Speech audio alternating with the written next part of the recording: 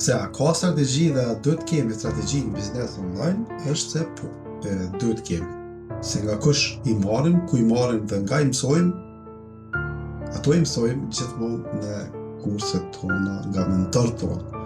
Ato nuk vinë nga vetvetiu, gjithmonë nga mentorët tonë domethënë i mësojmë edhe nga coachat tonë dhe gjithë të strategjia, nëse ata dojnë me jap atë që duhet me jap.